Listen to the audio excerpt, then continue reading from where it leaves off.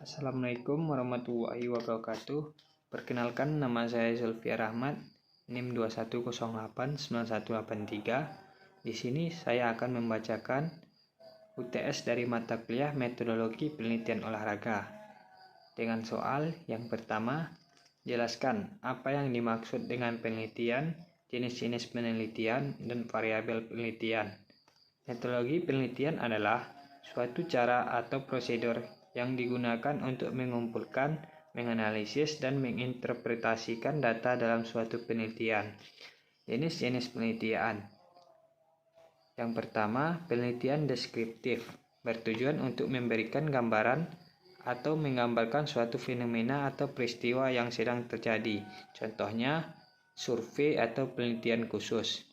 Yang kedua, penelitian eksperimental, bertujuan untuk mengetahui hubungan sebab dan akibat antara dua variabel atau lebih. Yang ketiga, penelitian kuantitatif. Penelitian ini memberikan data numerik atau kuantitatif yang dapat dianalisis secara statistik. Yang keempat, penelitian kualitatif. Penelitian ini menghasilkan data non-numerik atau kualitatif yang berupa kata-kata atau gambar. Yang kelima, penelitian gabungan. Penelitian ini menggabungkan pendekatan kuantitatif dan kualitatif untuk menghasilkan data yang lebih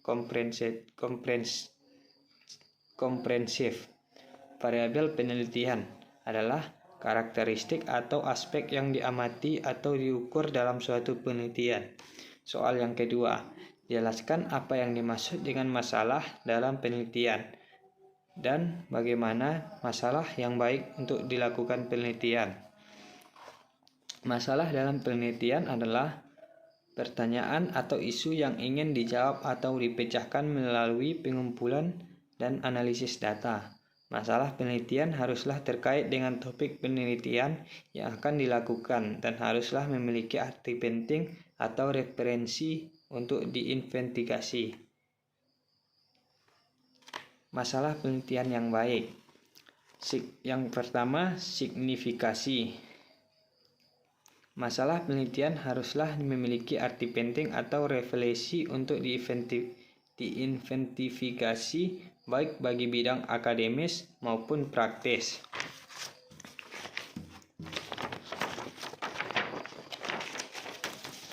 Yang kedua, keterbatasan pengetahuan masalah.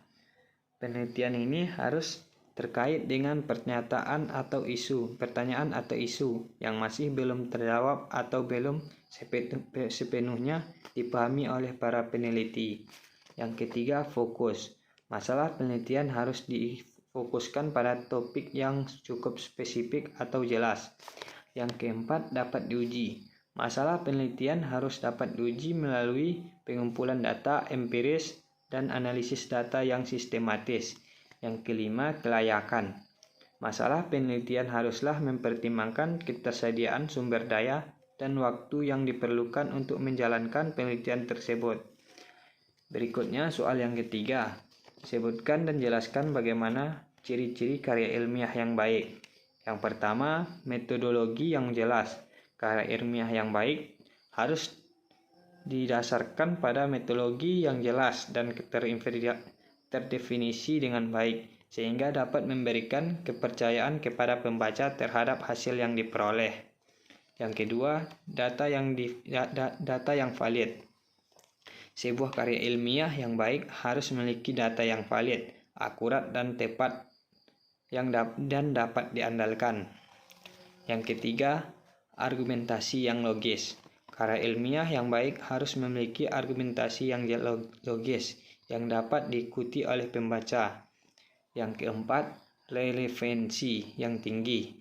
Karya ilmiah yang baik harus memiliki relevansi yang tinggi dengan topik yang dibahas, serta mampu memberikan kontribusi yang signifikan pada bidang ilmu pengetahuan dan teknologi. Yang kelima, gaya penulisan yang baik. Karya ilmiah yang baik harus ditulis dengan gaya yang baik dan jelas, serta harus mematuhi tata bahasa dan ejaan yang berlaku. Yang keenam, diterbitkan dalam jurnal yang berkualitas. Karya ilmiah yang baik harus diterbitkan dalam jurnal yang diakui dan berkualitas baik. Yang ketujuh, referensi yang cukup. Karya ilmiah yang baik harus memiliki referensi yang cukup dan relevan. Berikutnya soal yang keempat. Uraikan masalah fokus pada bidang yang akan saudara lakukan penelitian. Masalah fokus pada bidang penelitian sangat penting karena mempengaruhi kualitas atau referensi penelitian yang dilakukan. Tanpa fokus yang jelas, penelitian mungkin akan menjadi tidak teratur dan tidak memiliki hasil yang diinginkan. Berikut masalah yang akan timbul ketika kita tidak fokus pada bidang penelitian. Yang pertama, kurangnya relevansi.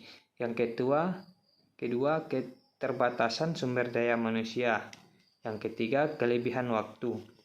Oleh sebab itu, penting untuk menentukan fokus pada bidang penelitian yang akan dilakukan, agar penelitian dapat dilakukan dengan efektif dan memberikan hasil yang signifikan. Yang berikutnya, soal yang kelima, sebutkan dan jelaskan sistematika proposal penelitian yang dimulai dari judul sampai bab 3. Proposal penelitian adalah dokumen tertulis yang membuat rencana evaluasi suatu penelitian yang akan dilakukan. Berikut adalah sistematika proposal penelitian yang dimulai dari judul sampai bab 3. Yang pertama, judul. Judul harus jelas dan deskriptif. Judul harus mampu memberikan gambaran singkat mengenai isi proposal penelitian. Yang kedua, pendahuluan. Harus berisi latar belakang, rumusan masalah, tujuan, manfaat penelitian, dan batasan masalah.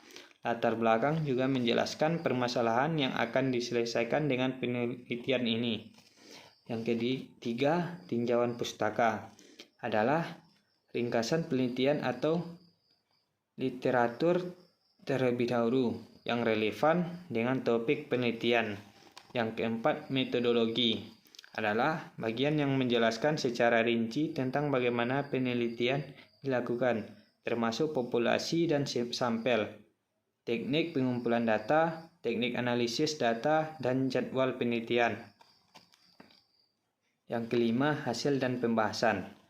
Menjelaskan tentang hasil pengumpulan data dan analisis data yang kita lakukan. Yang keenam, kesimpulan. Kesimpulan merupakan ringkasan dari hasil penelitian dan berhubungan dengan tujuan penelitian. Yang ketujuh, daftar pustaka. Yaitu daftar penelitian atau literasi yang dirujuk dalam penelitian. Sekian hasil UTS saya. Apabila ada kata-kata yang salah atau pembacaan yang salah, saya mohon maaf. Wabillahi taufiq wal hidayah. Assalamualaikum warahmatullahi wabarakatuh.